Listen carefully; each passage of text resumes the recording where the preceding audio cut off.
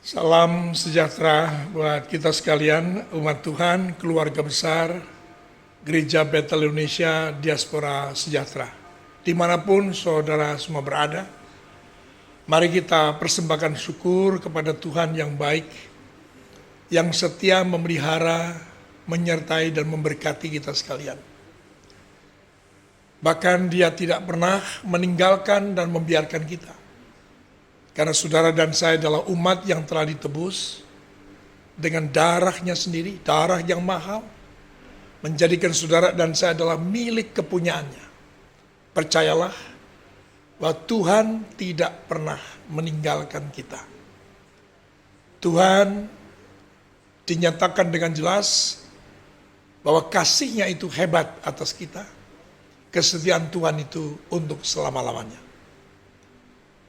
Jemaat yang dikasihi Tuhan, saya perlu menjelaskan mengapa pada akhirnya kita mengambil langkah untuk beribadah di rumah kita masing-masing tanpa harus menghilangkan nilai yang sesungguhnya apa yang Tuhan kehendaki untuk kita beribadah kepadanya.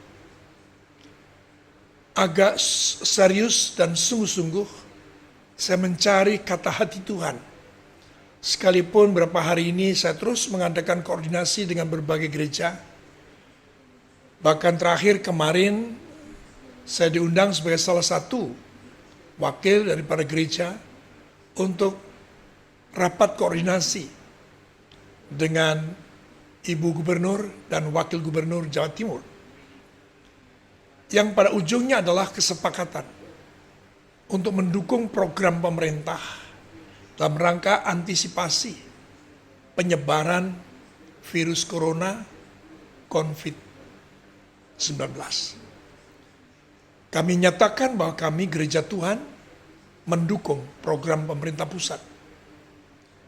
Namun juga dipahami oleh pihak pemerintah bahwa gereja mengambil langkah tersebut bukan oleh karena alasan sesuatu yang lain, tapi adalah oleh karena wabah yang terjadi ini adalah wabah pandemik, wabah dunia, wabah yang benar-benar sulit untuk diprediksi. Siapakah yang terpapar atau adakah kita yang merasa sehat, kita bebas dari virus tersebut? Saudara yang kasih Tuhan.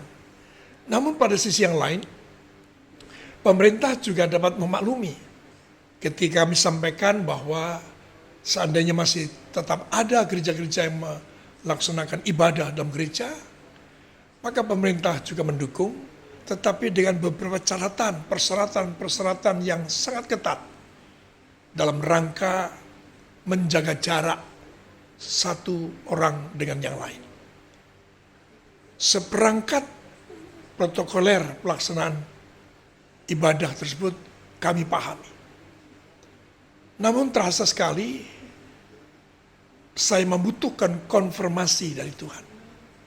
Apa yang seharusnya kami lakukan?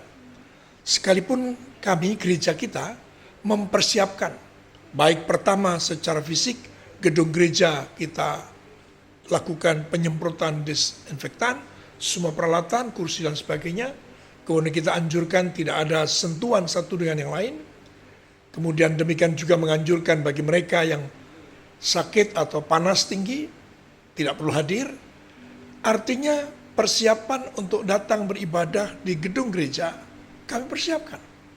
Sekaligus persiapan juga dengan matang, yaitu persiapan untuk ibadah streaming, ibadah online. Kami persiapkan.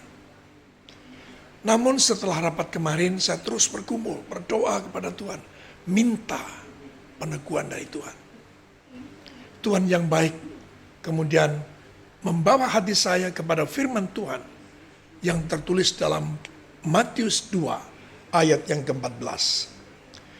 Di sana dikatakan dengan jelas bahwa maka Yusuf pun bangunlah. Diambilnya anak itu serta ibunya, malam itu juga lalu menyingkir ke Mesir. Di mana ketika itu kisah bayi Yesus yang baru saja dilahirkan tersebut, intinya kemudian dibawa oleh Yusuf dan ibunya menyingkir ke Mesir menjelang perintah Raja Herodes untuk mengadakan pembunuhan untuk bayi-bayi yang baru lahir sampai umur 2 tahun. Saya kasih Tuhan. Tuhan meneguhkan bahwa ini bukan soal ketakutan, tapi bagaimana kita ini menggenapkan rancangan Tuhan. Kalau pada ayat Matius 2, ayat yang ke-15 di sana dikatakan, dan tinggal di sana hingga Herodes mati.